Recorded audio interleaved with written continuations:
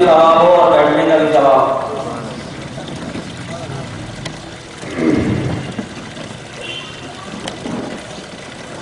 الحمدللہ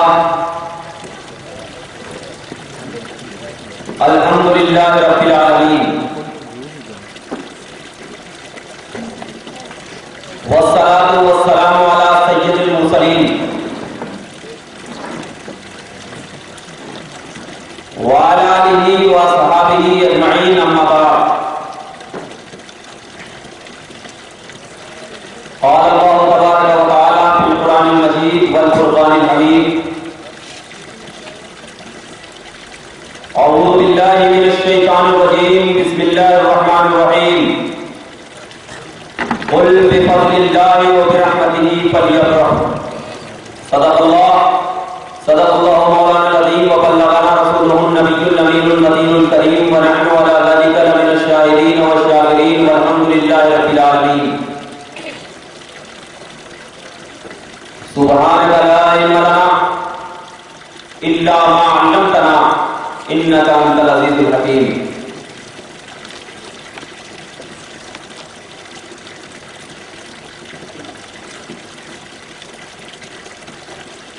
آئیے سب سے پہلے اہل سنت کے دستور کے مطابق سلف صالحین کے طریقہ کار کو اپناتے ہوئے نبی پاک صلی اللہ علیہ وسلم کا ذکر کرنے سے پہلے اپنے آپ کو پاک کرنے کے لیے، صاف کرنے کے لیے، اپنی زبان کو متبرک بنانے کے لیے سب سے پہلے ہم سب کے آقا و مولا نبی آخر الزمان تاجدار انبیاء فخر رسول محمد مصطفیٰ صلی اللہ علیہ وسلم کی بارگاہ پناہ میں ہدیہ سود پیش کریں اور بآواز بلند پڑھیں. اللہم صلی علی سیدنا محمد وعلی آلہ سیدنا و شفیعنا حبیبنا مولانا محمد بارک وسلم. صلاۃ و سلام علیک یا رسول اللہ، صلاۃ و سلام علیک یا حبیب اللہ صلی اللہ تعالی علیہ وسلم. اس لیے کہ شیخ سعدی علیہ رحمت و رضوان فرماتے ہیں ہزار بار خوشویم دہن زمشت گدار. یا رسول اللہ ہزار بار خوشویم دہن زمشت گدار ہنوز نام تو گفتی کمانے بھی ہے. اس کا مطلب شاید نہیں سمجھے ہوں گے. اس کا مطلب یہ ہے کہ حضرت شیخ سعدی فرما رہے ہیں عشق میں ڈوب کر. یہاں پر سب عاشق رسول ہی بیٹھے ہیں انشاءاللہ. شیخ سعدی فرماتے ہیں ہزار بار خوشویم. یا رسول اللہ 1000 مرتبہ اگر مشک اور گلاب سے اپنے چہرے اور اپنے منہ کو دھو ڈالو.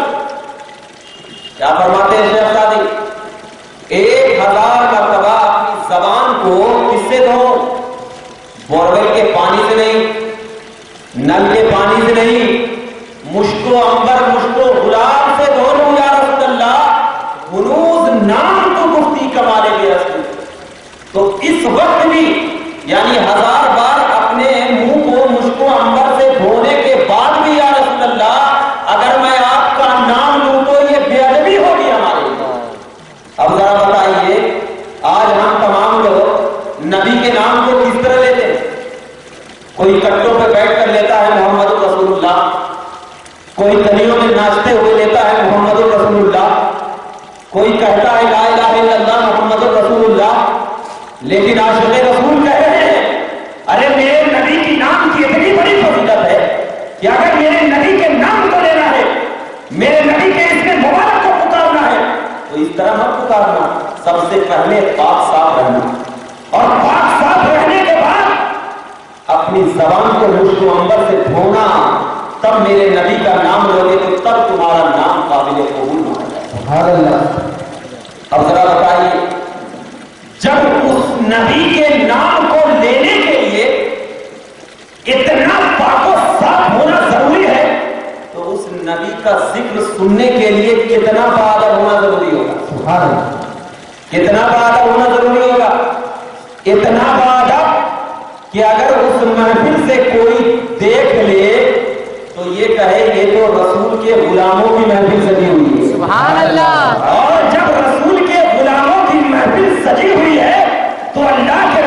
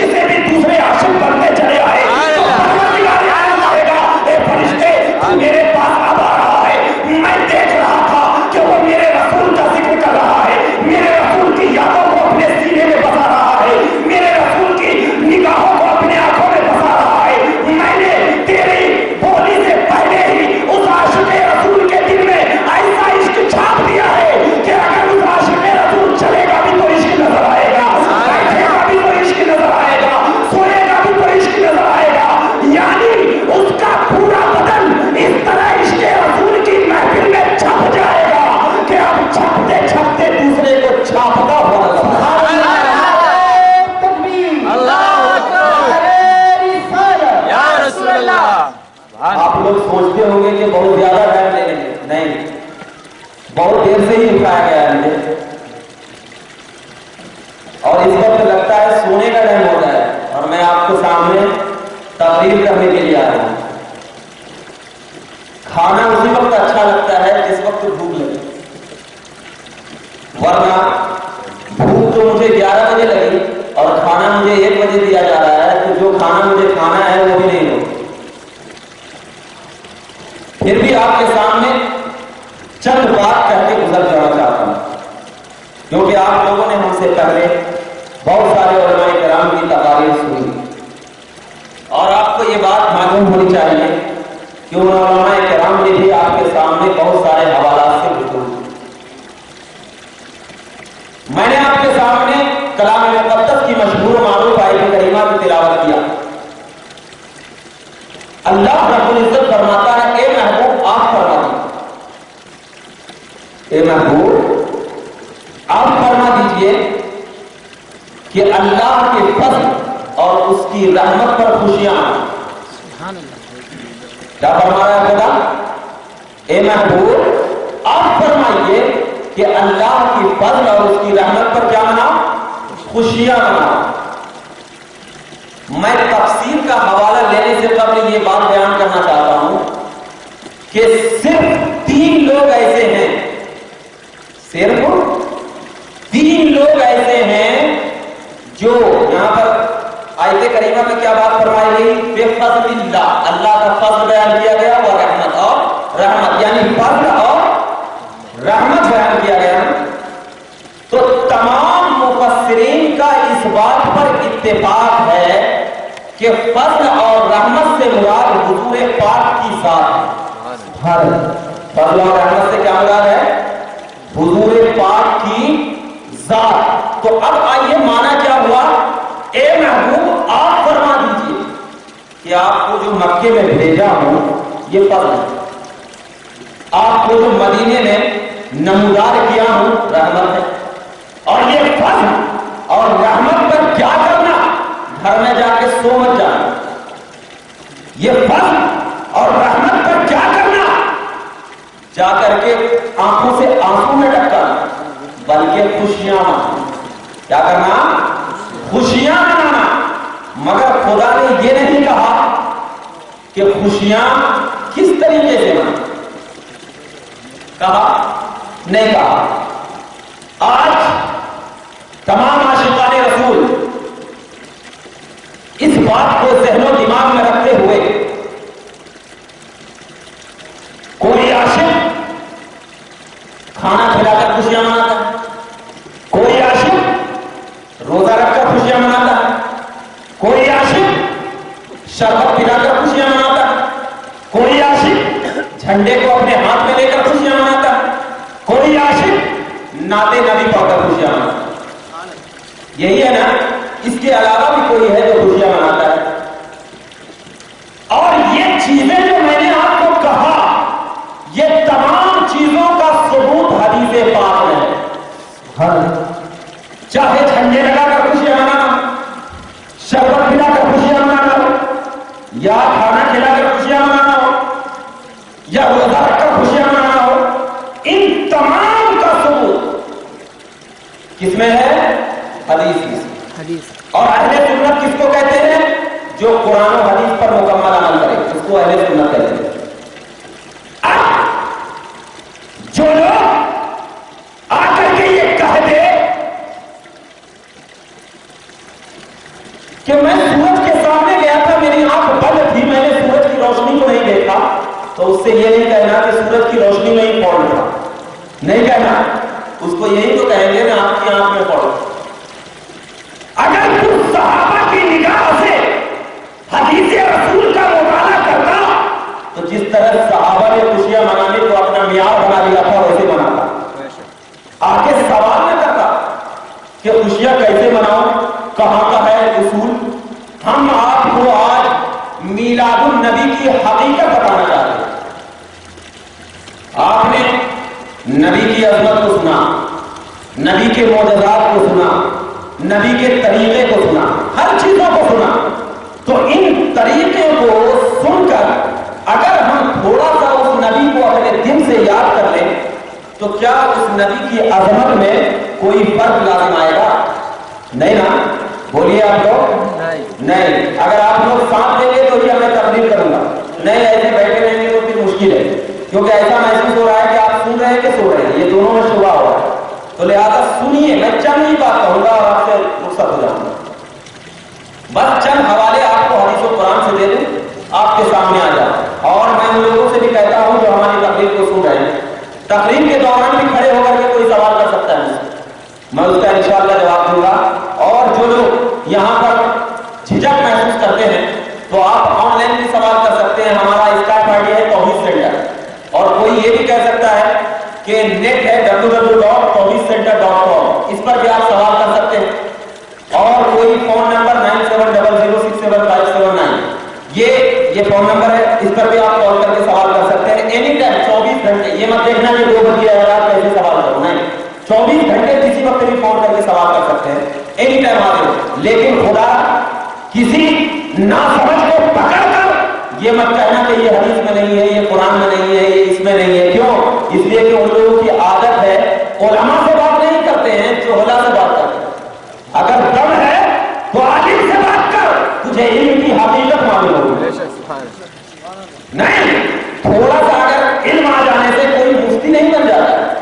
مفتی بننے کے لیے 1400 سال تک دھسنا پڑتا ہے, تب مفتی ہوتا ہے.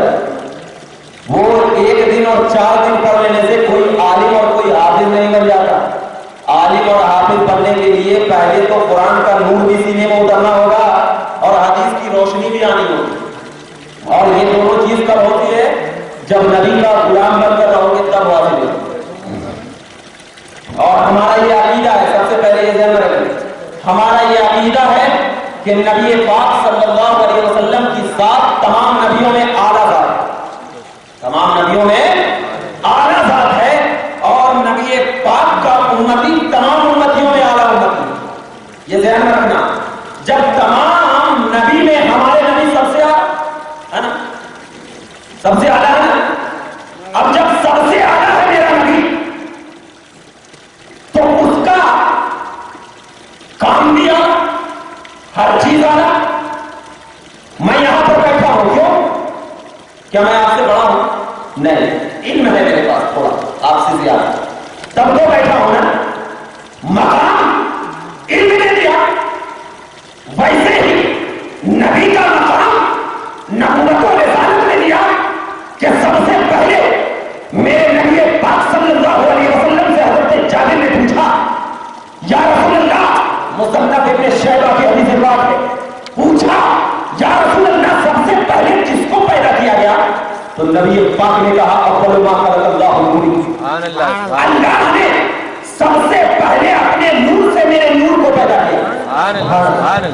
سب سے پہلے میرے نور کو پیدا کیا. تو کوئی یہ اعتراض نہ کر لے کیا خدا کا نور میں کمی آ گئی. تو میں اس کو یہی مثال دیتا ہوں کہ چراغ جلا دو اور اس سے کئی چراغ جلا دو تو کیا اس چراغ کی روشنی میں کمی ہوگی؟ نہیں ہوگی نا. تو جب ایک عام چراغ کی روشنی میں دوسرے چراغ کی روشنی لے لیا جائے تو کمی نہیں, تو وہ تو پروردگار عالم کا نور ہے, اس میں کیسے کمی؟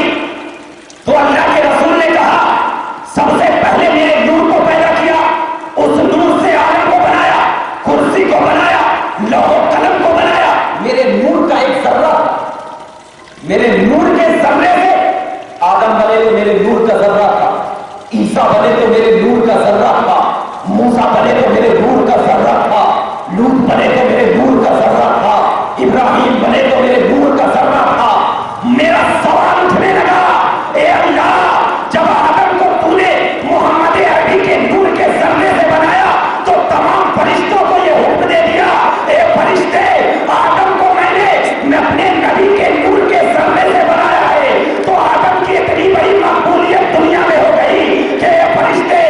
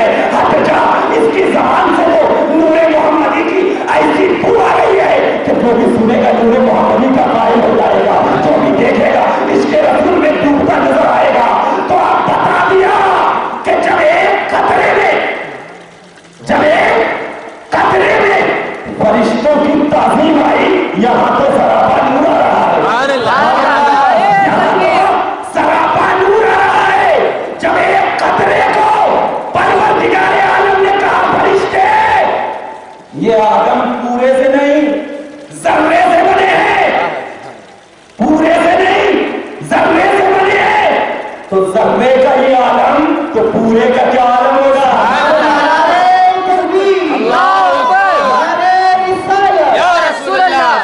تو جب ذرے کا یہ عالم تھا کہ فرشتوں نے سجدہ کیا، پورے کا یہ عالم ہوا کہ اللہ نے بتایا سبحان اللہ، اللہ نے بتایا ذرے میں جھک جاؤ، پورے میں اٹھ جاؤ، سبحان اللہ، ذرے میں جھک جاؤ اور پورے میں اٹھ کر بتا دو کہ ہم تو ابھی فرشتوں کی طرح فرشتوں کے نقش قدم پر چلتے چلتے اتنے اٹھ گئے ہیں کہ اس نور سے سورج کو بھی روشنی مل رہی ہے، اتنے اٹھ گئے ہیں کہ تارے بھی چمک رہے ہیں، اتنے اٹھ گئے ہیں کہ چاند بھی اپنی رانائیوں کو بھول کر نبی کے قدموں میں گر کر دعا کر رہا ہے، مولا یہ نبی ہے، نور والے نبی ہے، مجھے نور دے دے۔ پھر سورج آیا قدموں میں گرا، کہا مولا یہ نور والا نبی ہے، مجھے بھی نور دے دے۔ ستارے آیا، کہا مولا یہ نور والے نبی ہے، مجھے بھی نور دے دے۔ اللہ کہے گا جب آدم کو میں نے نور دینے سے نہیں روکا، جب نور کو نور دینے سے نہیں روکا، جب ابراہیم کو نور دینے سے نہ روکا، جب لوط کو نور دینے سے نہ روکا، جب یوسف کو نور دینے سے نہ روکا، جب یعقوب کو پیشانی میں نور دینے سے نہ روکا، جب ابراہیم کو پیشانی میں نور دینے سے نہ روکا، جب اسماعیل کو نور دینے سے نہ روکا، جب موسیٰ کو نور دینے سے نہ روکا، جب عیسیٰ کو نور دینے سے نہ روکا، تو اب جا تمام نبیوں کے فرقے طفیل میں تجھے کیسے روک سکتا ہوں؟ تجھے کیسے روک سکتا ہوں؟ مسلمانوں اب سورج کو دیکھ کر کوئی انکار کرے گا کہ نہیں چمک رہا ہے؟ چمگادڑ کو اگر سورج کے سامنے رکھ دیا جائے تو کس کا قصور ہوتا ہے؟ سورج کا یا چمگادڑ؟ چمگادڑ کا، کیونکہ اسے دکھتا ہی۔ تو اب ہم کو سب سے پہلے کیا کرنا پڑے گا؟ نور الہی سے گندگی کو دور کرنا۔ اب دور کرو گے خود بخود خوشیاں ملنے لگے گی، خود بخود خوشیاں نظر آنے لگے گی، اور جب خوشیاں نظر آئی تو ایک بار جب نظر آ جاتی ہے نا تو اس کو مٹانے کے لیے کوئی گرو گھنٹال بھی نہیں آ سکتا، نہیں آ سکتا۔ اسی لیے معلوم ہو گیا کہ میرا نبی سب سے افضل ہے نہیں ہے، میرا نبی سب سے افضل، اور میرے نبی کا امتی بھی سب نبیوں کے امتیوں سے افضل ہے۔ جب میرے نبی کا امتی سب نبیوں کے امتیوں سے افضل، تو ان امتیوں میں بھی ولی آئے، ہمارے نبیوں کے امتیوں میں بھی ولی آئے نہیں آئے۔ قرآن کہتا ہے آصف بن برقیہ ولی تھے، حضرت سلیمان علیہ السلام کے زمانے میں اللہ کے بہت بڑے ولی تھے، لیکن ان ولیوں سے زیادہ مقام کس کا ہے؟ غوث کا ہے نا؟ کیوں؟ اور یہ میں نہیں کہہ رہا ہوں، آپ خود کہہ رہے ہیں۔ کیوں؟ اس لیے کہ اللہ فرماتا ہے کیا؟ اللہ فرماتا ہے کہ یہ امتی جو ہے، یہ امتی ہمارے نبی کی امتی جو ہے، کنتم خیر امتی اخرجت للناس، تم بہترین امت ہو جو لوگوں کی گواہی کے لیے کل قیامت کے دن تم سب سے سامنے آؤ گے اور لوگوں کو بتاؤ گے کہ یہ ایسا کیا، یہ ویسا کیا، بہترین امت۔ تو جب بہترین امت ہے تو اس امتیوں میں ولی بھی بہترین ہوئے۔ اب جب ولی بہترین ہوئے تو نبی پاک صلی اللہ علیہ وسلم کے امتیوں میں ولی سب سے اعلیٰ کون؟ غوث آئے، غوث آئے۔ اب اگر ہم اسی غوث کے اعلیٰ سمجھ کر، کیونکہ میرے نبی کا غلام ہے، نبی کا غلام ہے، اعلیٰ سمجھ کر جا کر کے ان کے قبر کے پاس کھڑے ہو کر فاتحہ پڑھنے لگے تو کیا یہ حرام ہو جائے گا یا شرک ہو جائے گا؟ بتائیے، شرک ہوگا یا بدعت ہوگا یا حرام ہوگا؟ کچھ بھی نہیں ہوگا، سنت ہوگا، سنت ہوگا اور ہے۔ کیوں؟ اس لیے کہ ہم جو فاتحہ پڑھ رہے ہیں ان کو فیض پہنچانے کے لیے نہیں پڑھ رہے، اپنے آپ کو پاک کرنے کے لیے پڑھ رہے ہیں۔ اور اگر وہی فاتحہ پڑھنے کے بعد دیکھنا ہے کہ ان کے اوپر چادر 1 سال سے چڑھی ہوئی ہے، اب دوسری چادر چڑھا دو، جیسے ہی چادر چڑھائے کوئی گستاخ ولی آیا توڑتے ہوئے کہا بھائی ذرا بتا کس حدیث میں ہے تم چادر چڑھا رہے ہو؟ کوئی آ کر پوچھ سکتا ہے آپ سے کہ کس حدیث میں ہے کہ تم چادر چڑھا رہے ہو؟ تو ہم کہیں حدیث بھی بتائیں گے تم کو، مگر سب سے پہلے ایک بات ذہن نشین کر لو. کیا میں یہاں پر بیٹھا ہوں، میں یہاں پر بیٹھا، بیٹھنے کے بعد میری تقریر شروع ہوئی. ذہن دیجیے گا، بہت پیاری بات ہو. میں نے کہا ایک مولانا صاحب سے کہ مولانا صاحب ذرا میں بخاری شریف کا حوالہ دے رہا ہوں، ذرا کتاب لے کر آئیے. حوالہ دے رہا ہوں، کیا لے کر آئیے؟ کتاب لے کر آئیے اور ذرا جلدی آئیے. اب وہ مولانا گیا اور جانے کے بعد الماری کو کھولا. مولانا گیا اور جانے کے بعد الماری کو کھولا. 1 گھنٹہ ہو گیا اور کتاب لے کر کہا تو میں کہوں گا مولانا میں 5 منٹ آپ کو بولا تھا کہ کتاب لے کر آؤ، آپ 1 گھنٹہ کیوں کر دیے؟ کہیں گے حضرات میں جب الماری کھولا تو ساری کتاب ایک طرح دکھ رہی تھی. میں جب پہلی کتاب نکالا تو دیکھتا کیا ہوں ترمذی شریف ہے، اس کو رکھا. دوسری نکالا دیکھتا کیا ہوں ابن ماجہ ہے، اس کو بھی رکھ دیا کہ مولانا تو بخاری کا ہے. ایسے ہی نکالتے گیا سب سے لاسٹ میں مجھے بخاری نیچے بھی ملی. میں اب لے کر آ رہا ہوں. میں کہوں گا مولانا اتنا دیر اس کیوں لگا؟ مولانا کہے گا بھائی ساری کتاب ایک طرح تھی تو ڈھونڈنے میں تو وقت لگے گا ہی نا. پھر میں ایک جاہل آدمی کو کہا کہ بھائی ذرا جا کر کے قرآن لے کر آؤ. گیا اور میرے بولنے سے پہلے اٹھا کر قرآن لے کر چلا گیا. میں بولا ارے تو تو پڑھا لکھا نہیں ہے، تو تو کچھ بھی نہیں جانتا ہے، تو اتنا جلدی قرآن کیسے لے کر آ گیا؟ کہا 10 کتاب رکھی ہوئی تھی، ایک طرح کی دکھی اور ایک کتاب کے اوپر غلاف چڑھا ہوا تھا، ایک طرح کا دکھا. میں سوچا کہ یہ غلاف والی کتاب قرآن ہوگی، پکڑ کر لے کر آ گیا. پکڑ کر لے کر آ گیا. ویسے ہی ایک شخص کے گھر میں ایک مثال ہوئی نا، ابھی اور دے رہا ہوں، اس کے بعد آؤں گا حدیث. ایک شخص کے گھر میں اس کا ایک کا بیٹا الماری کھولتا ہے، دیکھتا کیا ہے پوری کتاب رکھی ہوئی.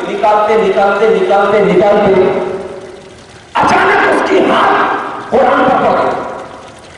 وہ ناپاک دیکھا، پکارتا ہوا والد صاحب کے پاس گیا. کہا والد صاحب میں تو قرآن میں غلاف چڑھا کر رکھا تھا، آپ نے کیوں کھول دیا؟ دیکھیے میں پکڑ لیا، میں گنہگار ہو گیا، کیونکہ اللہ فرماتا ہے لا یمسہ الا المطہرون، اس کو نہ چھوؤ مگر پاک شخص. کہا بیٹا غلطی ہو گئی.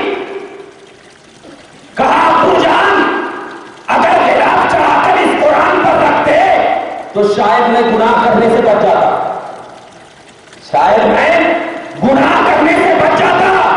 اس قرآن کا تو کچھ بھی نہیں. ارے قرآن کو میں نے چھوا ہے، میں گنہگار ہو جاؤں. مطلب کیا ہوا؟ ان دونوں باتوں سے کیا سمجھا؟ یہ دونوں باتیں اس بات کی طرف اشارہ کر رہی ہے کہ اگر دیکھ لو ایک شخص کو میں نے کہا تھا کتاب لاؤ، وہ شخص گیا 1 گھنٹے میں آیا، کتاب ڈھونڈتا گیا کتاب نہیں ملی. لیکن ایک جاہل کو میں نے کہا تو وہ کتاب جا کر کے کلام مقدس کو اس وجہ سے پہچان گیا کہ اس کتاب قرآن پر غلاف چڑھا ہوا ہے. تو یہ قرآن کا مقام ایسا ہے کہ جس قرآن کے اوپر غلاف چڑھا ہوا ہے، یہ مقام اور یہ بات ذہن نصیب رکھنی چاہیے کہ کلام اللہ جو ہے یہ نبی کی ذات کے ساتھ شامل نہیں ہے بلکہ نبی کی رسالت کے ساتھ شامل ہے. قرآن کس کے ساتھ شامل ہے؟ نبی کی رسالت کے ساتھ، اور نبی کی ذات تو آگا ہے. اب ذرا بتاؤ صفت اصل ہوتی ہے یا ذات اصل ہوتی ہے؟ ذات ہوتی ہے نا. اور قرآن نبی کی ذات کے ساتھ نہیں بلکہ نبی کی رسالت کے ساتھ ہے. نبی کی رسالت کے ساتھ. تو میں پوچھتا ہوں اے خدا، یہ کلام اللہ تیرے نزدیک بہت متبرک کتاب ہے، تیرے نزدیک بہت مبارک کتاب ہے، تیرے نزدیک بہت اعلیٰ کتاب ہے، اس کو مرتبہ تو نے دیا ہے، یہ بغیر ناپاک شخص اس کو چھو نہیں سکتا. تو میں کہتا ہوں کہ لوگوں اس کے اوپر تم غلاف چڑھا کر کیوں رکھتے ہو؟ تو لوگ یہی کہیں گے اس لیے کہ تاکہ پہچان ہو جائے کہ یہ غلاف والی کتاب الگ ہے اور یہ بغیر غلاف والی کتاب الگ ہے، تاکہ میں اس کتاب کو تو ناپاکی میں چھو سکتا ہوں لیکن اس کتاب کو ناپاکی میں نہیں چھو سکتا. تو جب اس شخص کا جواب ہمیں ملا، ہمارے سوال کا جواب مل گیا کہ لوگوں دیکھ لو، ہم ولیوں کے قبر پر غلاف اس لیے چڑھاتے ہیں کہ ولیوں کو اس کی ضرورت نہیں ہے، اپنے آپ کو ضرورت ہے کہ کہیں ناپاک شخص ولی کی بارگاہ میں جا کر مردود بارگاہ نہ ہو جائے اور ولی کی زبان سے اس شخص کے لیے بددعا نہ نکل جائے. تو اسی لیے غلاف چڑھا دو تاکہ معلوم ہو جائے کہ یہ عام قبر ہے اور یہ ولی کی قبر ہے، کہ عام قبر پر تو ناپاک جایا جا سکتا ہے لیکن ولی جو ذات مصطفیٰ کے ساتھ خون مصطفیٰ شامل ہے. ذرا بتاؤ، ذات مصطفیٰ میں حضرت فاطمہ ہے، ذات مصطفیٰ میں حضرت حسین ہے، ذات مصطفیٰ میں حضرت امام باقر ہے، ذات مصطفیٰ میں حضرت غوث اعظم ہے، ذات مصطفیٰ میں ذات مصطفیٰ میں حضرت خواجہ غریب نواز ہے، ذات مصطفیٰ میں حضرت مخدوم سدرا ہے. تو ذات کا مرتبہ جو ہوتا ہے وہ صفت سے زیادہ ہوتا ہے. تو جب صفت کو غلاف چڑھانے کی وجہ سے کوئی اعتراض نہیں کر سکتا تو ذات مصطفیٰ کے خون جگر پر اگر غلاف چڑھا دیں گے تو کیوں اعتراض کر رہے ہو؟ ہمارا تو مقصد یہ ہے کہ ہم اپنے آپ کو پاک کر رہے ہیں اور یہ بتا رہے ہیں یہ کوئی عام نہیں بلکہ اللہ کے مقدس نبی کے مقدس گھرانے کا ایک شہزادہ ہے جس میں نور مصطفیٰ کود کود کر بھری ہوئی ہے، جس میں جمیل مصطفیٰ کود کود کر بھری ہوئی ہے. اور دنیا والوں کو یہ بتا دیا جائے، اے دنیا والے اپنے آپ کو یہ بات محسوس کر لو کہ اگر تیرے سینوں میں عشق مصطفیٰ کا چراغ جلتا ہوا نظر آئے گا تو دنیا کی طاقت ایک طرف اور نور الہی کی طاقت ایک طرف، پوری دنیا مل جائے گی لیکن کبھی عشق مصطفیٰ کا چراغ تمہارے سینوں سے مٹنے نہیں دیا جائے گا. مسلمانوں اپنے آپ کو یہ بات، اپنے آپ میں یہ بات ذہن نشین رکھنی چاہیے کہ ہم تمام کو عشق رسول میں ایسا جینا ہے کہ ہم تمام کو عاشق رسول بن سکتے ہیں. سبحان اللہ، نعرہ تکبیر، اللہ اکبر، نعرہ رسالت، یا رسول اللہ، نعرہ غوث. یا غوث. اور دوسری چیز یہ بولتے ہیں کہ بعض لوگ جو کہتے ہیں کہ چادر، میں اس پر آ گیا، کیا تمہارے بڑیوں کو چادر چڑھاتے ہو تم کیا ٹھنڈی لگتی ہے کیا؟ بعض لوگ یہ بھی سوال کرتے ہیں تو اس کو جواب دینا، اب ٹھنڈی کا موسم ہے نا، کیا اوڑھ کے سوئیں گے؟ چادر اوڑھ کے سوئیں گے؟ سوئیں گے نہیں سوئیں گے؟ سوئیں گے. کیوں؟ اس لیے کہ کہیں ٹھنڈی نہ لگ جائے. تو ہمارا تو عقیدہ ہے اور نبی پاک کا فرمان ہے، عقیدہ کیا نبی پاک کا فرمان ہے کہ جب کوئی بندے مومن انتقال کرتا ہے، ذہن دیجیے گا بہت پیاری حدیث ہے، جب کوئی بندے مومن انتقال کرتا ہے اور منکر نکیر کے سوالوں کا جواب دے دیتا ہے تو منکر نکیر کیا بولتے ہیں؟ نم کنومتی عروس، ایسے سو جائے جیسے کہ دلہن اپنی پہلی رات سوتی ہے بے فکر ہو کے. مطلب، اور اس کے بعد کہا جاتا ہے کہ جنت کی کھڑکی کھول دی جاتی ہے. اس کے قبر میں کیا کر دی جاتی ہے؟ جنت کی کھڑکی کھول دی جاتی ہے. تو اب ذرا بتاؤ، جنت سے جو ہوا آتی ہے گرم ہوا آتی ہے یا ٹھنڈی ہوا آتی ہے؟ ٹھنڈی ہوا آتی ہے نا، کیونکہ جنتی لوگوں کی پہچان یہی ہے کہ ٹھنڈی ہوا ہے، کیونکہ سلسبیل جنت میں. تو جب شہد ہو، دودھ ہو، پانی ہو، ان تمام کا سمندر کس میں؟ جنت. اور جنت سے ہوا آ رہی ہے ٹھنڈی. تو ہم چادر چڑھا کر یہ بتانا چاہتے ہیں لوگوں، دیکھ یہ جنتی ہے، اس کو چادر اڑا رہے ہیں، یہ جنتی ہے، ہم چادر اڑا رہے ہیں اور تیرے میں تو کوئی جنت اڑاتے نہیں ہو نہیں اڑاتے ہو؟ تو ہم یہ بتانا چاہتے ہیں کہ مسلمان اس وقت قابل اعتماد ہوتا ہے، اس وقت اپنے سینوں میں عشق رسول کی چادر ہوتا ہے جب اس کے اندر تمام عشق کا ایک ایک جذبہ آتا ہے، تمام مہربانیوں کی ایک ایک صورت نظر آتی ہے۔ ہم پوچھتے ہیں اے عمر ذرا بتائیے تو صحیح، نبی کا عاشق اگر بننا ہے تو کس طریقے سے بننا ہوگا؟ نبی کا غلام بننا ہے تو کس طریقے سے بننا ہوگا؟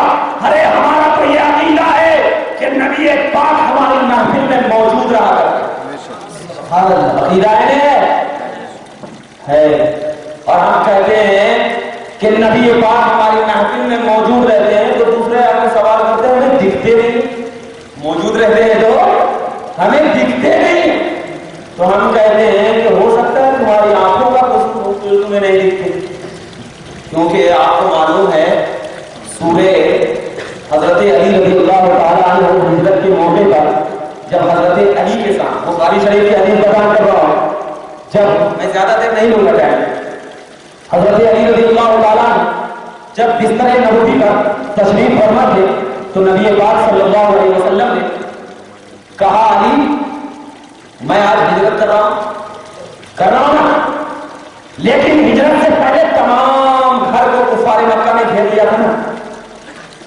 معلوم ہو گیا نبی کو کفار مکہ تمام گھروں کو گھیر کر نبی کو قتل کرنے والے، اللہ کو کہا گوارا ہے کہ میرے محبوب پر ذرا سا خراج کیا جائے، نہیں گوارا ہے، اللہ نے جبرائیل کو بھیجا، جبرائیل جا میرے نبی کے گھر سے نکلنے سے پہلے یہ آیت میرے نبی کو بتا اور کہا اے نبی اپنے ہاتھوں میں تھوڑی سی کنکری لے، اور لینے کے بعد اس پر یہ آیت پڑھ، وہ کیا تھا؟ سورہ یاسین کی آیت، نبی نے کنکری لیا، لینے کے بعد اس کے اوپر دم کر دیا، کیا کیا؟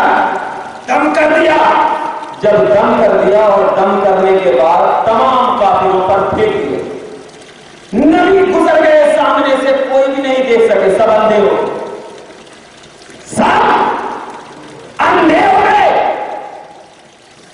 اب آئے نبی کے پڑھے ہوئی چیز جب کسی کافر کی آنکھوں پہ پڑی، کیا ہو گئے؟ اندھے، نبی سامنے سے جا رہے ہیں، دیکھ رہے نہیں، ابو بکر دیکھ رہے، علی دیکھ رہے، کیونکہ ان کی آنکھوں میں عشق رسول کا نور لگا ہوا، اور فرشتوں کو بھی معلوم ہے یہ عاشق رسول ہے، اس کے اوپر کنکری نہیں لگے، اگر لگے بھی تو اللہ نہیں ہوگا، کیوں؟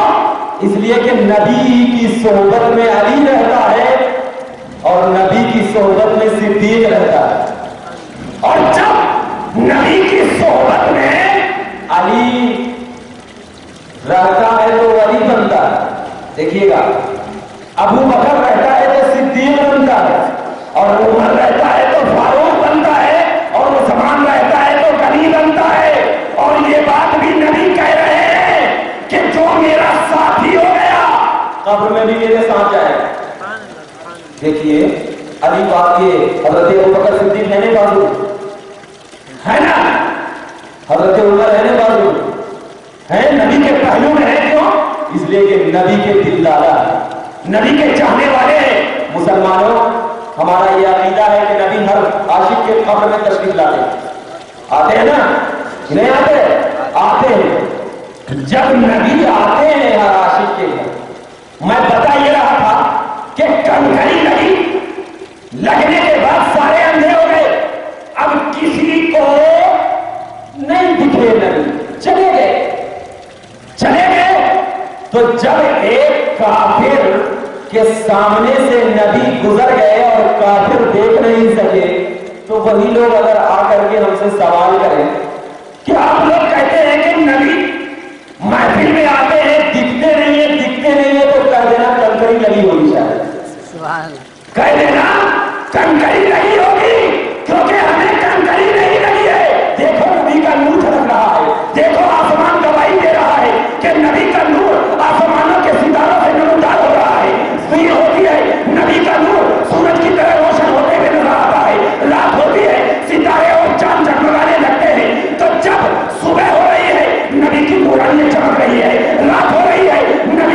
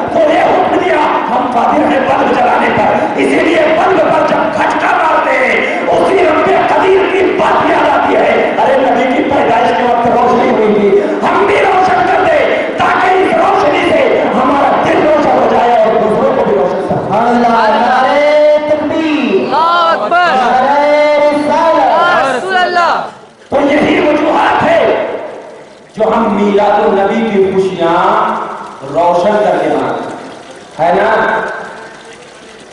روشنی کی دلیل ہوئی کہ نہیں ہوئی؟ ہوئی.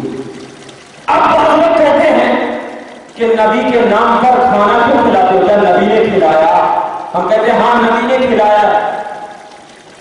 آئے لکھو ہمارا مصنف ابن عبد الرزاق.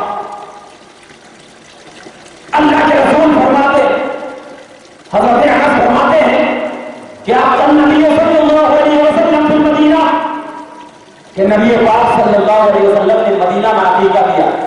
اس حدیث کے تحت علامہ جلال الدین سیوطی فرماتے ہیں اپنی کتاب حسن المقصد فی عن المولد، فرماتے ہیں علامہ جلال الدین سیوطی کہ حضرت عبد المطلب نے نبی کی پیدائش کے 7 دن کے بعد ہی عقیقہ کر دیا.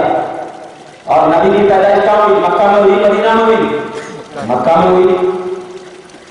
تو مکہ میں 7 دن کے بعد ہی حضرت عبد المطلب عقیقہ کیا تھا. اور یہ بات ذہن میں رکھنا کہ ایک بچے کا 2 مرتبہ عقیقہ نہیں ہوتا ہے، ایک ہی مرتبہ عقیقہ ہوتا ہے. اور حضرت انس کہہ رہے ہیں کہ نبی نے مدینہ میں بکرے کو کاٹا. تو علامہ جلال الدین سیوطی فرماتے ہیں عشق رسول میں ڈوب کر، ہو سکتا ہے نبی نے جو بکرے کو کاٹا اپنی میلاد کی خوشی میں کاٹا. سبحان اللہ. سبحان اللہ. اس کی خوشی میں کاٹا، میلاد کی خوشی میں کاٹ کر پورے لوگوں کو کھلایا. تو نبی کا عمل ہی ہے کہ میلاد کی خوشی میں بکرے کو کاٹ کر کھلاؤ. یہی ہے نا. اب اگر کوئی عاشق رسول میلاد میں بکرے کو کاٹ کر دعویٰ کرتا ہے کہ نبی نے کاٹ کر کھلایا ہے تو اس کو کہا جاتا ہے کہ نبی تو مر گئے تھے. اور نبی کے مرنے کے بعد صحابہ نے رویا اور کفار نے ہنسا. تو اس سے یہی کہنا کہ نبی نے فرمایا، حدیث پاک کے الفاظ ہیں، بخاری شریف کی حدیث ہے، اللہ کے رسول فرماتے ہیں کہ 3 دن سے زیادہ غم مت کرو. اور آج نبی کے انتقال کو کتنا دن ہو گیا ہے؟ 1400 سال. تو کس گھر کی حدیث لائے ہو تم جو کہتے ہو صحابہ نے کیا، صحابہ نے کیا؟ تو ہم یہ بھی کہتے ہیں صحابہ نے یہ بھی کیا. یا رسول اللہ، مسلم شریف کی حدیث ہے، صحابہ نے کہا یا رسول اللہ آپ پیر کے دن روزہ کیوں رکھتے ہیں؟ تو نبی نے کہا اے میرے صحابیوں، میں پیر کے دن اس لیے روزہ رکھتا ہوں کہ مجھے اللہ نے اسی دن پیدا کیا ہے، میں اپنی پیدائش کی خوشی میں روزہ رکھتا ہوں. اب جب میلاد النبی کا جلسہ ہے، ایک چیز ذہن میں رکھتا ہوں بات کہ عظمت مصطفیٰ کا انکار کوئی کرتا ہے، رسول کی عظمت کا انکار کوئی کرے گا؟ نہیں کرتا. کیوں نہیں کرتا؟ اس لیے کہ اگر عظمت مصطفیٰ کا کوئی انکار کرے گا نا تو اس کو زمین میں گاڑ دیا جائے اور اس کے اوپر دلیلوں کی اتنی کتاب ڈال دی جائے گی کہ وہ بوجھ بھی نہیں اٹھا سکتا، نہیں اٹھا سکتا. تو عظمت مصطفیٰ کا کوئی انکار نہیں کرتا. تو وہ لوگ دراصل میلاد النبی کا جو انکار کرتے ہیں نا، اس کی وجوہات یہ ہے کہ ہم میلاد کے جلسے میں کیا کرتے ہیں؟ رسول کی عظمت بیان کرتے ہیں نا. تو جب رسول کی عظمت بیان کرتے ہیں تو سوچتے ہیں کہ میلاد النبی کا انکار کر دو تاکہ عظمت رسول کا انکار خود بخود ہو جائے، خود بخود ہو جائے. اسی لیے وہ لوگ میلاد النبی کا انکار اس لیے کرتے ہیں تاکہ عظمت رسول کا انکار خود بخود ہو جائے. اسی لیے مسلمانوں، ہم تمام کو میلاد النبی اس طریقے سے منانا ہے کہ ہمارے پورے جسم سے عشق رسول کی ایسی شعائیں نکلے کہ جب کسی دوسرے پر پڑے تو وہ بھی عاشق رسول بنتا ہوا چلا ہے. آج ہم تمام ہیں نبی پاک صلی اللہ علیہ وسلم کی عظمت کا ذکر کرتے ہیں، اور جب عظمت کا ذکر کرتے ہیں تو نبی پاک کی اتنی عظمت ہے، اتنی عظمت ہے کہ جو چیز نبی بول دے وہ حدیث بن جائے. اب ان کی بولی کو نہیں کاٹا جائے. ہم کلمے میں دیکھو نبی کی عظمت، جنت میں دیکھو نبی کی عظمت کا چرچا، عرش پر دیکھو نبی کی عظمت کا چرچا. یعنی ایمان کی بنیاد نبی کی عظمت، नबी को मानना, मगर किस तरीके से मानना? मैं कहता हूं ऐसा मानना जैसा सहाबा ने। नबी पाक ने मस्जिद में खुतबा दे रहे हैं, मुस्लिम शरीफ की हदीस पाक किताबुल ईमान, अल्लाह के नबी ने खुतबा दे रहे हैं, अचानक खुतबा देते देते मस्जिद नबवी से उठकर कहीं चले गए। बहुत देर हो गया, नबी अभी मस्जिद में नहीं आए, सहाबे किराम परेशान होने लगे। इतने में हजरत अबू हुरैरा रज़ियल्लाहु ताला अन्हु कुछ दूर ढूंढने के लिए नबी पाक को निकल पड़े। चलते जा रहे हैं, चलते जा रहे हैं, चलते चलते देखते क्या है कि बाग का एक छोटा सा सुराख है। मैं पूछता हूं, ए अबू हुरैरा, तू नबी को ढूंढते ढूंढते बाग के उस सुराख तक कैसे पहुंचा? तो अबू हुरैरा कहते हैं, इसलिए मैं पहुंचा कि उस रास्ते से खुशबू आ रही थी, मैं खुशबू को सूंघते सूंघते उस बाग के सुराख तक पहुंचा। मतलब क्या हुआ? नबी के जिस्म से जिस गलिये से चल जाए खुशबू मारती। और हदीस में ये बात आई है कि वो सुराख बिल्कुल छोटा था, यानी एक बिल्ली सिर्फ अंदर जा सकती थी, एक बिल्ली सिर्फ अंदर जा सकती थी, कोई आदमी जाने के लिए वो सुराख नहीं था। हजरत अबू हुरैरा कहते हैं, मैं बिल्ली की तरह सुकड़ते सुकड़ते उस सुराख के अंदर बाग में चला गया। जैसे ही बाग में गया, देखता क्या हूं कि नबी अकरम एक नहर के पास बैठे हुए। अब मेरा दिल मचल कर सवाल करता है कि या रसूल अल्लाह, जब उस बाग में एक बिल्ली के सुराख की तरह एक छोटा सा सुराख था, तो आप अंदर गए तो कैसे गए? आप अंदर पहुंचे तो कैसे पहुंचे? तो इश्क गवाही देगा कि जिस रसूल को ये ताकत है, जिस खुदा को ये ताकत है कि एक सुई के नाके में एक हाथी को गुजार सकता है, तो जो रसूल जिस खुदा के पास इतना महबूब हो, क्या उस रसूल के लिए उस बाग में दरवाजे नहीं बना सकता? जरूर बनाया होगा। हो सकता है नबी पाक के लिए वो फट गया हो और अल्लाह के नबी अंदर चले गए हो। हजरत अबू हुरैरा पूछते हैं, या रसूल अल्लाह, आप अचानक खुतबा देते देते आप उठकर क्यों चले आए? नबी पाक कहते हैं, हजरत जिब्राइल आए थे, आने के बाद मुझे हुक्म दिया कि ए मोहम्मद अरबी, आप इस बाग में जाकर इस दरिया के किनारे बैठिए कि कहीं मछली को आगे के कोई मगरमच्छ खा न ले।